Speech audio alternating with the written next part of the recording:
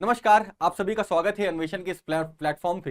Recently हमने देखा कि मिनिस्ट्री ऑफ होम अफेयर्स ने एक इंडिविजुअल को डेजिग्नेट किया एज अ टेररिस्ट। जब हम बात करें इस पूरे प्रोसेस को लेकर के और इस पर्टिकुलर इंडिविजुअल के, जो कि मोहम्मद कासिम गुज्जर alias सुलमान alias सुलेमान है, इसे मिनिस्ट्री ऑफ होम अफेयर्स ने डेजिग्नेट किया है एज एन इंडिविजुअल टेररिस्ट। अब सवाल ये पैदा करता है, इस पूरे इशू को देखिए अगर हम लोग, तो क्या होता है इंडिविजुअल टेररिस्ट, क्या इसको लेकर के एसोसिएटेड लॉज हैं और किन किन को हमने देखा इस तरीके से इंडिविजुअल टेररिस्ट डेजिग्नेट होते हुए। और इन सभी सवालों के जवाब के लिए हम लोग इस वीडियो को लेकर के आए हैं। जब हम बात करें इंडिविजुअल टेररिस्ट को लेकर के, तो एक एक्ट हमारे सामने आता है, वो है यूएपीए, जिसमें कि हमने 2019 में अमेंडमेंट देखा, जिसके बेसिस पर हमने इन इंडिविजुअल्स के डेजिग्नेशन का देखा एज अ टेररिस्ट। तो अगर हम बात करें इस पर्टिकुलर इंडिविजुअल को लेकर के, दैट इज मोहम्मद कासिम गुज्जर, तो इन्हें डेजिग्नेट किया गया है एज एन इंडिविजुअल टेररिस्ट। अगर हम बात करें कासिम गुज्जर को लेकर के, तो आप देखोगे कि ये लश्कर तैयबा का एक मेंबर है और इसने इंडिया में बहुत सारी एंटी नेशनल एक्टिविटीज की हैं। साथ में अगर बात करें हम इसको लेकर के, तो इसने टेररिज्म से एसोसिएटेड भी बहुत सारी एक्टिविटीज की हैं और यही सबसे प्राइमरी रीजन है कि इसे डेजिग्नेट किया गया एज एन इंडिविजुअल टेररिस्ट। ये रहने वाला जम्मू का है। लेकिन इन सभी चीजों के साथ में हमें कुछ और डायमेंशंस को समझना होगा इस पूरे इशू को लेकर के। जैसे अगर हम बात करें इस पूरे कहानी को लेकर के, तो हमें हमेशा समझना होगा कि जब कभी भी हम बात करें नेशन की, जब कभी भी हम बात करें नेशनल सिक्योरिटी की, जब कभी भी हम बात करें इंटीग्रिटी ऑफ द नेशन की, तो उसमें हमेशा कुछ ऐसे लॉज होने चाहिए जो हो सकता है कि एक इंडिविजुअल को टफ लगे, लेकिन वो उन्हीं इंडिविजुअल्स के लिए टफ होता है जो कि एंटी नेशनल होंगे या जिनकी एक्टिविटीज नेशन के अगेंस्ट होगी। ऐसे ही कुछ हमने देखा था with reference to this individual designation as a terrorist. हमने देखा था with reference to Goldy Brar. Goldy Brar, शायद आप लोगों ने नाम सुना होगा सिद्धू मूसावाला का। सिद्धू मूसावाला के एसेसिनेशन को लेकर के जिस पर्टिकुलर इंडिविजुअल के ऊपर केस किया गया है या जो एलिज्ड है इस क्राइम में इंक्लूडेड, वो है गोल्डी बरार।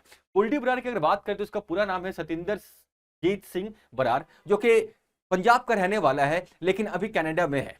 अगर हम बात करें गोल्डी बरार को लेकर के, तो गोल्डी बरार को भी डिजिग्नेट किया गया एज एन इंडिविजुअल टेररिस्ट।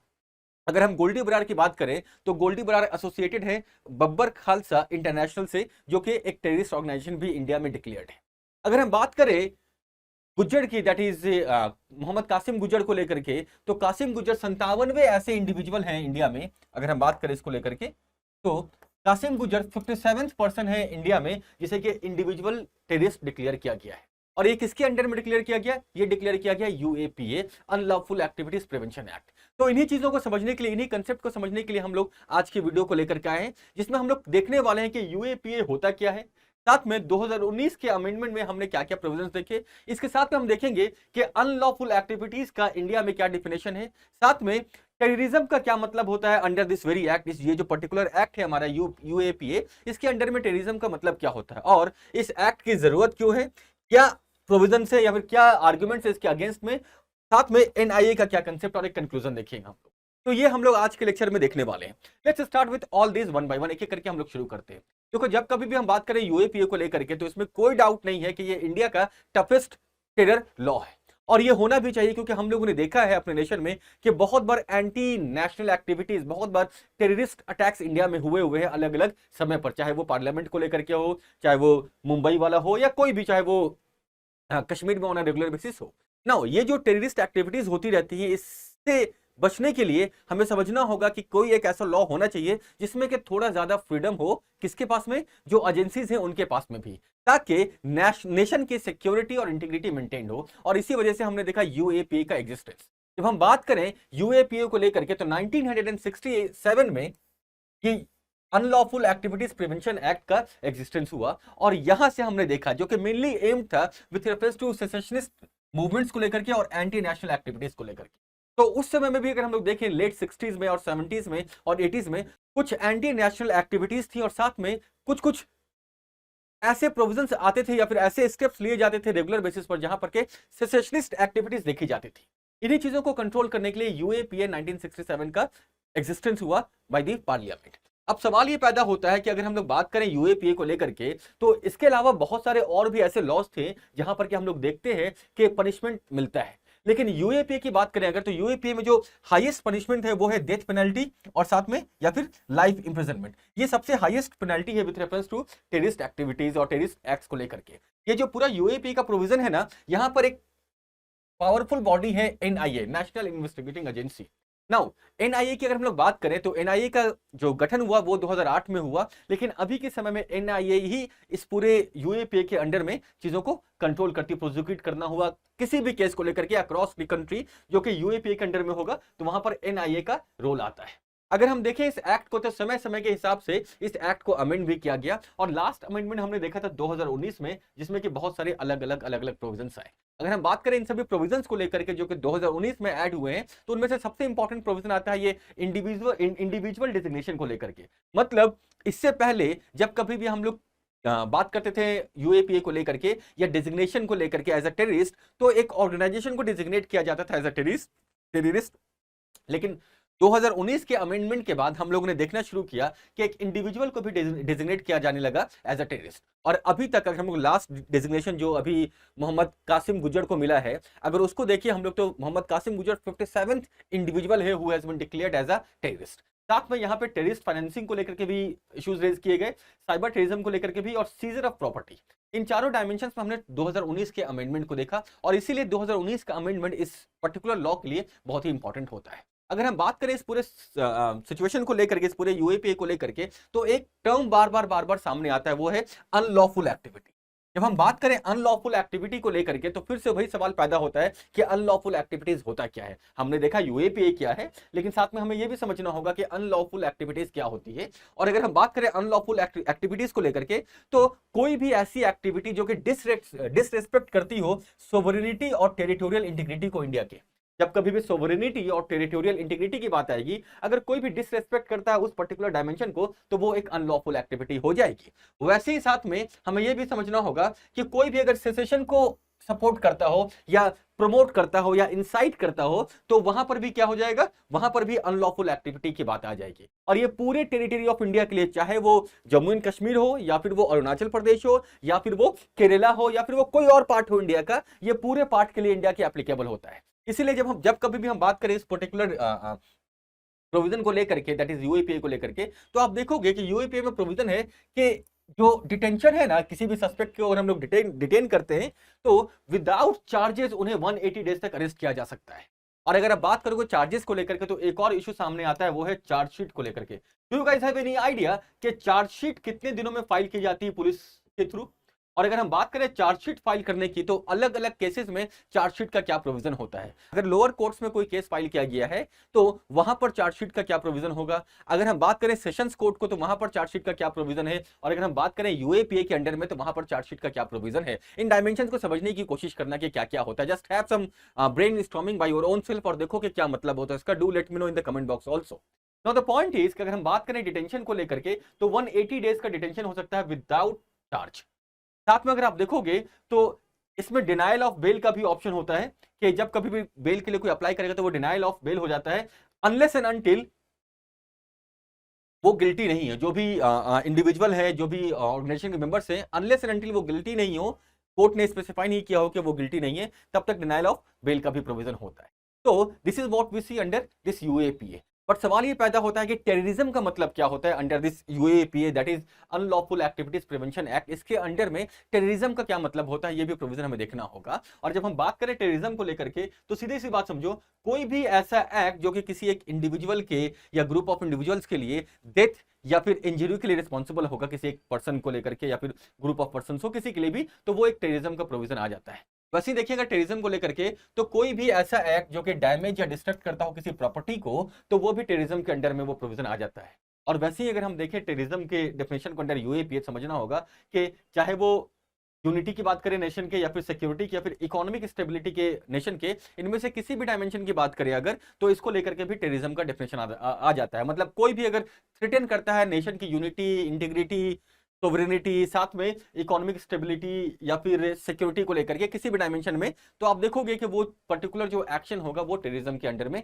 आ जाएगा। और यहीं से हमें समझना होगा कि इस पर्टिकुलर एक्ट को लेकर के, दैट इज यूएपीए को लेकर के, हमारे देश में क्या नीड है। Do we really need this unlawful activities prevention act 1967, या फिर इसकी नीड नहीं है। तो अगर हम नीड की बात करें, नीड को समझने की कोशिश करें कि क्या नीड है यूएपीए को लेकर के, तो हमें समझना होगा कि किसी भी एक्ट की जब हम बात करते हैं, किसी भी प्रोविजन की जब हम बात करते हैं, तो उसको लाने का कुछ ना कुछ रीजन होता है। और उसके एप्लीकेबिलिटी का भी कुछ ना कुछ रीजन होता है। अगर हम बात करें यूएपीए को लेकर के, तो यूएपीए के एप्लीकेबिलिटी को लेकर भी बहुत सारे रीजन है। इसमें सबसे इंपॉर्टेंट जो रीजन आता है वो है with reference to this provision of national security. देखो, एक नेशन के लिए, एक सोवरेन नेशन के लिए नेशनल सिक्योरिटी बहुत ही इंपॉर्टेंट है। सिर्फ नेशनल सिक्योरिटी नहीं, इंटीग्रिटी ऑफ द नेशन भी बहुत ही इंपॉर्टेंट होता है। तो चाहे वो नेशनल सिक्योरिटी हो, चाहे वो यूनिटी ऑफ द नेशन हो, चाहे वो इंटीग्रिटी ऑफ द नेशन हो, वो बहुत ही इंपॉर्टेंट डायमेंशन होता है। और ये एक इंपॉर्टेंट प्रोविजन होगा with reference to national security. हमने देखा इंडिया में कि चाहे वो लेट 70s का फेज हो, या फिर 80s का फेज हो, या फिर 90s का फेज हो, या फिर 21st सेंचुरी का फेज हो, टेररिज्म एक्टिविटीज इंडिया में रेगुलर बेसिस पर होते रहे हैं। और इसमें इंडियंस का कम रोल रहा है, बाहर के लोगों का ज्यादा रोल रहा है। अब इसको कंट्रोल करने के लिए you need to have some laws, and this shows the provision for this UAPA. और ये नेशनल सिक्योरिटी एक हो गया। वैसी बात करें अगर हम लोग, तो हमें समझना होगा ये प्रोविजन ऑफ प्रिवेंटिव डिटेंशन भी। अगर आप देखोगे तो article 22 of Indian constitution provides for this provision of preventive detention. और प्रिवेंटिव डिटेंशन के बेसिस पर भी अगर हम लोग देखें तो यूएपीए की जरूरत पड़ती है। वैसे ही अगर बात करें कोई यूएपीए को लेकर के, तो डिटेरेंस एक बहुत ही इंपॉर्टेंट प्रोविजन होता है किसी भी चीज को लेकर।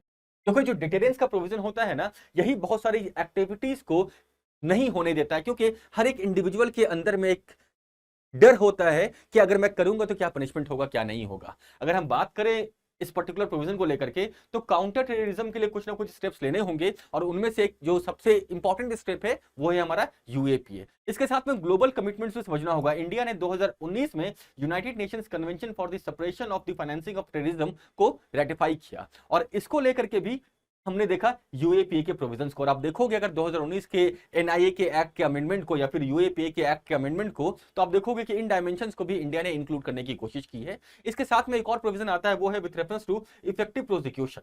अगर हम बात करें इफेक्टिव प्रोसिक्यूशन को लेकर के, तो हमें समझना होगा कि यूएपीए का जो प्रोविजन है ना, या यूएपीए का जो मेन एम है, वो इफेक्टिव प्रोसिक्यूशन के प्रोसेस को भी देखता है। और इसीलिए आप देखोगे कि इसमें जो भी मॉडर्न टेक्नोलॉजीज यूज होती हैं, उन सभी को भी इसमें इंक्लूड किया जाता है, जैसे कि इलेक्ट्रॉनिक एविडेंस, या फिर हम बात करें अगर तो मॉडर्न इन्वेस्टिगेटिव टेक्निक्स, लाइक किसी भी चीज को आसान बनाना विथ रेफरेंस टू इन्वेस्टिगेशन, इन सभी चीजों को भी यहां पर यूज किया जाता है। ये दिखाता है इंपॉर्टेंस, क्या नीड है with reference to this UAPA. बट अगर हम बात करें एक डेमोक्रेटिक फ्रेमवर्क में, एक डेमोक्रेटिक स्ट्रक्चर में, तो आप देखोगे कि हर कुछ के पीछे एक अपोजिट व्यू भी होता है। वैसे ही यूएपीए को लेकर के भी कुछ अपोजिटिव व्यूज हैं, यानी कि कुछ ऐसे आर्ग्यूमेंट्स जो कि अनलॉफुल एक्टिविटीज प्रिवेंशन एक्ट के अगेंस्ट जाता है। अगर हम बात करें इन प्रोविजंस को लेकर के, तो आप देख सकते हो सबसे पहला आता है सेफ गार्ड मैकेनिज्म। अब देखो, किसी को अगर यूएपीए के अंडर में अरेस्ट किया गया है, तो क्या सेफ गार्ड मैकेनिज्म है उसके पास में, यह हमें देखना होगा। देखो, जब कभी भी बात करें हम इस सेफ गार्ड मैकेनिज्म को लेकर के, तो आप देखोगे कि जो कन्विक्ट है उसे प्रूव करना होता है कि मैंने गलती नहीं की, मैं निर्दोष हूं। ऑन दी अदर हैंड, ये रेगुलर बेसिस पर डिमांड आया है कि कन्विक्ट के ऊपर ये जिम्मेदारी नहीं होनी चाहिए, जो एजेंसी है उसके ऊपर ये जिम्मेदारी होनी चाहिए। और आप देखोगे एक और बहुत ही important dimension with reference to this UAPA, वो है बहुत ही लो कन्विक्शन रेट। अगर मैं 2016 से 19 तक की बात करूं with reference to this UAPA, तो आप देखोगे कि 3% से भी कम इसका कन्विक्शन रेट रहा है। ये दिखाता है कि कहीं ना कहीं कुछ इश्यू है इस पर्टिकुलर लॉ में। और वैसे ही देखिए अगर, तो ये against this federal structure of India भी होता है। फेडरल स्ट्रक्चर के अगेंस्ट क्यों? क्योंकि आप देखोगे कि बहुत सारे जो प्रोविजंस आते हैं लॉ एंड ऑर्डर के, वो किसके अंडर में आते हैं? वो आते हैं प्रोविंसेस, या फिर इंडिया के कंटेक्स्ट में हम लोग समझने की कोशिश करें तो स्टेट्स के अंडर में आते हैं। लेकिन एनआईए की जब बात आएगी, जब यूएपीए की बात आएगी, तो पूरा स्ट्रक्चर कैसे कंट्रोल होगा? पूरा स्ट्रक्चर कंट्रोल होगा सेंट्रल गवर्नमेंट के थ्रू, या फिर यूनियन के थ्रू, और ये ऑटोमेटिकली इशू रेज करता है with reference to this federal structure. And finally we have to understand this dimension of fundamental rights. देखो, आर्टिकल 19 ऑफ इंडियन कॉन्स्टिट्यूशन की जब बात करेंगे, तो ये स्पेसिफाई करता है freedom of speech and expression. और अगर इसी freedom of speech and expression को देखोगे आप, तो आप देखोगे कि इस चीज को कंट्रोल करने के लिए हम लोग अगर आर्टिकल 19 की बात करेंगे, तो आर्टिकल 19 को हमें दो पार्ट्स में समझना होता है। पहला पार्ट जो होता है वो देता है हमारा राइट्स, और जो दूसरा पार्ट है हमारा वो देता है लिमिटेशन। तो article 19(1) gives us this right, लेकिन 19(2), 19(3), 19(4), 19(5) और 19(6) की अगर बात करें हम, तो वो दिखाता है लिमिटेशंस ऑन दिस 19(1).